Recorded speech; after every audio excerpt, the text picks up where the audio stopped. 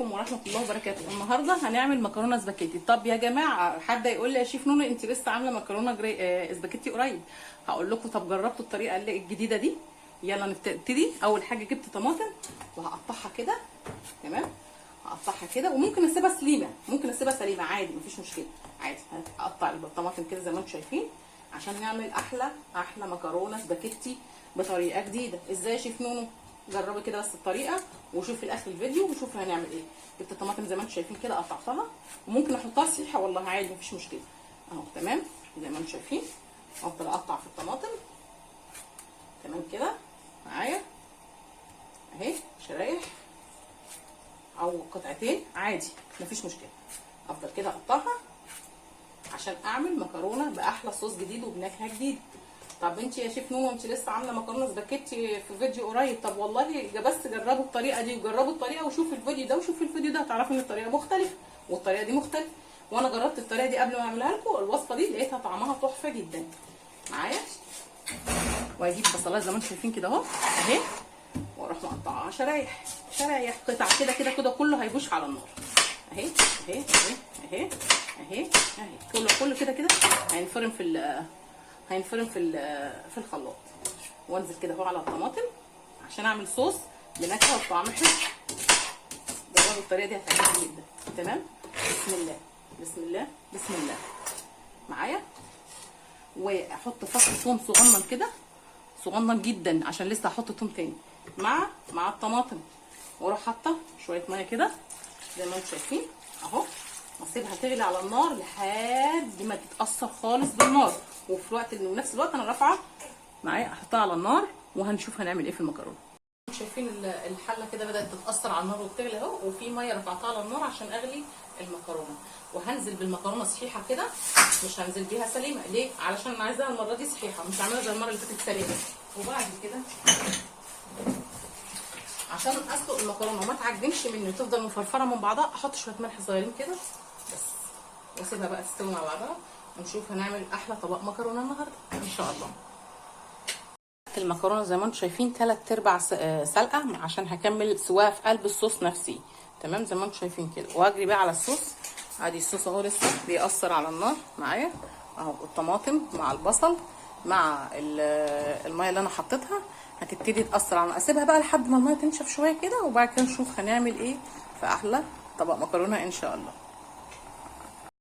خلاص الطماطم اهي اتأثرت مع البصل اللي انا قطعته اهو وسبت شويه صوص كده عشان هكمل سوا الصوص دون في المكرونه ذات نفسها اللي انا سلقتها. هنضربهم في الخلاط ونشوف هنكمل بقيه المكرونه. رفعت معلقه زيت زي ما انتم شايفين كده واللي حابب يحط زيت زيتون في الوصفه دي تمام، اللي حابب يحط زيت نباتي مفيش مشكله. وبعد كده هحط معلقه ثوم مفروم معلقه كده كويس.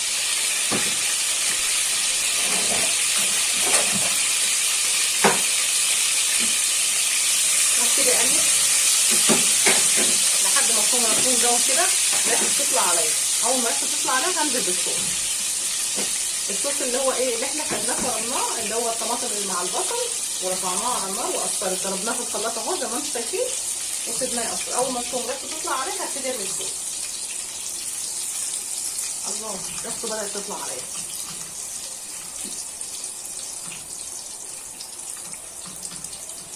بسم الله ما شاء الله اهو رحنا نازله بالصوص. تمام بقيت الصوص كمان عشان ما يكملش الشفشه بتاع البتاع اهو. نشوف بقى نحط التوابل بتاعته ايه.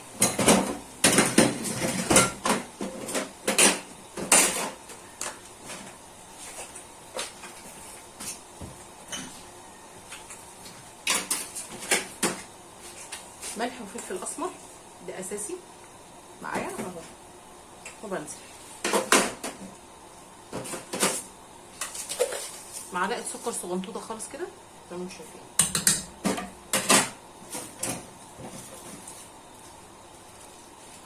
مكعب شوربه بنزل بيه عشان يعزز الطعم.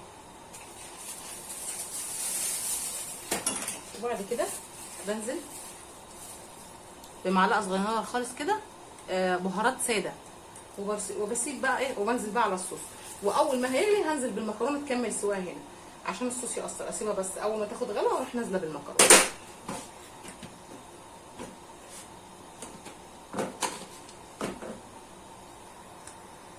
فين الصوص بدأ يتقل ويتأثر اهو كده. دي بقى لحظة ان انا احط المكرونة بتاعتي، بس احطها واحدة واحدة معايا. بسم الله. هي كده كده على فكرة لما نزلت من على النار يعني خلاص هي فيها تكة سوا صغيرة. حاسة المكرونة دي كتير، هناخد اللي احنا هنستكفى بيه والباقي بس. لا حلو حلو ان شاء الله. بسم الله. ناخد غلوة بقى مع المكرونة مع الصوص ونقدم احلى طبق مكرونة. حاولي تكملي.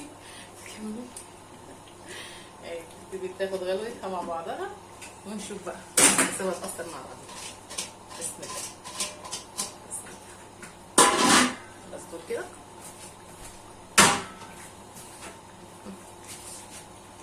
بسم الله ما شاء الله. اللهم صل على النبي. تمام اهي. تاخد غلوتها وتستوي مع بعض. المره اللي فاتت انا ما حطيتش المكرونه مع الصوص، بس المره دي بقى هكمل المكرونه هخليها تكمل سواها مع الصوص. حاسه ان الصوص كده مش لونه مش حلو. هديله معلقه صلصه حمراء.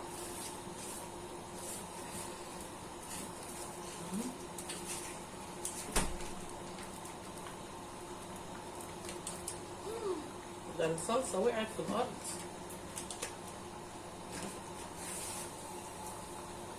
صغيره كده، هي ما جاتش لسه مش مشكله.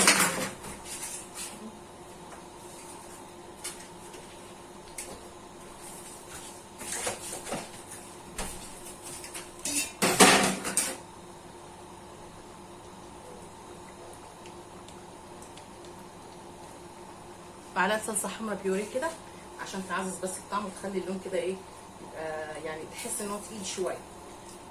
بسم الله ما شاء الله. وسيبهم يغلوا ويتأثروا مع بعض لحد ما المكرونه تكمل سواها. اسيب المكرونه تستوي، احط لها كمان معلقه صلصه